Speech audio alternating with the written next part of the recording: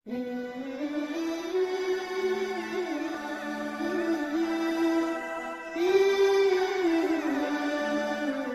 ہاں یہ ہوتا ہے، ایک آدمی کسی سے قرض لے لیتا ہے کہ بھائی 2 لاکھ روپے مجھے قرض دے دو، 3 لاکھ قرض دے دو، اس آدمی نے قرض دے دیے۔ اب وہ دوسرا سامنے والا آدمی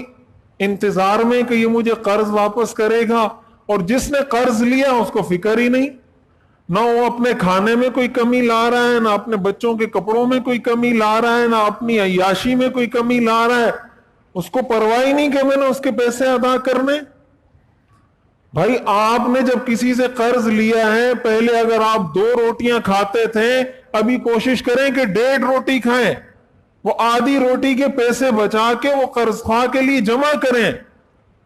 نفلی صدقات نہ دیں اگر قرض ہے آپ پر، کسی کو ہدیے تحفے تحائف نہ دیں، آپ پر قرض ہے، پہلے قرض ادا کریں، قرض کا ادا کرنا فرض ہے، ہدیہ دینا یہ سنت ہے، مستحب ہے، ہدیہ نہ دیں کسی کو، پہلے قرض ادا کریں، وہ آپ پر فرض ہے۔ تو جس کا جو حق عائد ہوتا ہے اس کو پرائیورٹائز کریں، اس کی ترجیحات کا تعین کریں، کون سا کام میں نے پہلے کرنا ہے، کون سا دوسرے نمبر پہ کرنا ہے، کون سا تیسرے نمبر پہ کرنا ہے۔ یہ بنیادی وہ چیزیں ہیں کہ اگر ہم ایک چیک لسٹ بنائیں کبیرہ گناہوں کی اور دیکھیں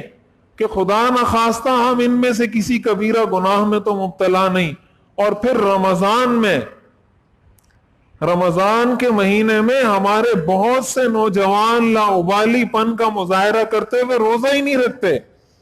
کہتے ہیں جی گرمی ہے، فلاں ہے، کام پہ جاتے ہیں، ہم سے نہیں ہوتا، روزہ نہیں رکھا جاتا۔ علماء نے لکھا ہے کہ اگر ایک آدمی فرض روزہ چھوڑ دیتا ہے، اس کے بعد اس کے کفارے میں ساری زندگی روزے میں گزار دیتا ہے، اس فرض کا کفارہ ادا نہیں ہو سکتا۔ یہ بات یاد رکھیں، یہ ایسا گناہ ہے جس کا کفارہ آپ دنیا میں ادا ہی نہیں کر سکتے، تو ایسا گناہ نہ کریں۔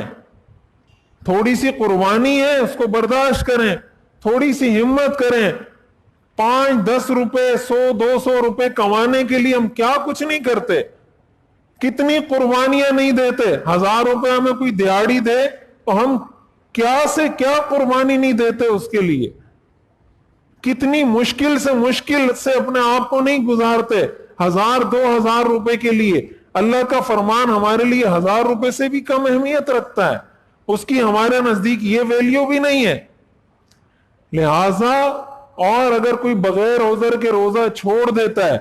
یہ بات بھی یاد رکھیں، ہمارے ہاں بعض لوگوں میں پتہ نہیں یہ غلط فہمی کہاں سے آ گئی ہے، وہ کہتے ہیں ہم کفارہ دے رہے ہیں، فدیہ دے رہے ہیں۔ فدیہ دینے سے، کفارہ دینے سے روزہ ادا نہیں ہوگا، روزہ آپ پر بدستور فرض ہے۔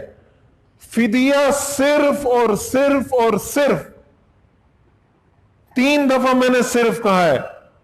صرف وہ شخص دے سکتا ہے جو ایسا بیمار ہو جس کے صحیح ہونے کا کوئی امکان نہ ہو، جس کو یہ یقین ہو کہ اب میں ٹھیک نہیں ہو سکتا، اب اس کے بعد موت ہی آنی ہے، ایسے مرض میں جو مبتلا ہو اور ڈاکٹر اس کو کہہ دے کہ بھئی آپ روزہ نہیں رکھ سکتے، صرف ایسا شخص روزے کا فدیہ دے سکتا ہے۔ اور وہ بھی اگر اس نے فدیہ دے دیا اور اللہ نے اس کو دوبارہ صحت دے دی، اس پر فرض ہے کہ وہ روزہ دوبارہ رکھے۔ لہٰذا روزہ فدیہ دینے سے ادا نہیں ہوگا، یہ بات اچھے طریقے سے یاد رکھیں۔ اور اگر کوئی بغیر عذر کے جان بوجھ کے روزہ نہیں رکھتا، اس کا کفارہ 2 مہینے کے مسلسل روزے ہیں،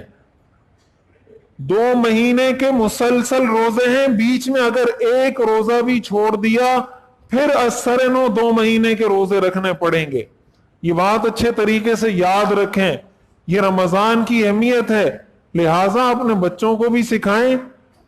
حیرت کی بات یہ ہے کہ ہمارے بوڑھے روزہ رکھتے ہیں، ہمارے نوجوان کہتے ہیں ہم سے روزہ نہیں رکھا جاتا۔ شرم کا مقام نہیں ہے کہ نوجوان سے روزہ نہیں رکھا جا رہا، بوڑھا روزہ رکھ رہا ہے، تو بوڑھے کی انرجی، اس کے اندر طاقت کمزوری اس میں زیادہ ہے یا نوجوان میں زیادہ ہے؟ جب ایک بوڑھا آدمی رکھ سکتا ہے تو نوجوان کیوں نہیں رکھ سکتا؟ اس لیے یہ بھی کبیرہ گناہ ہے.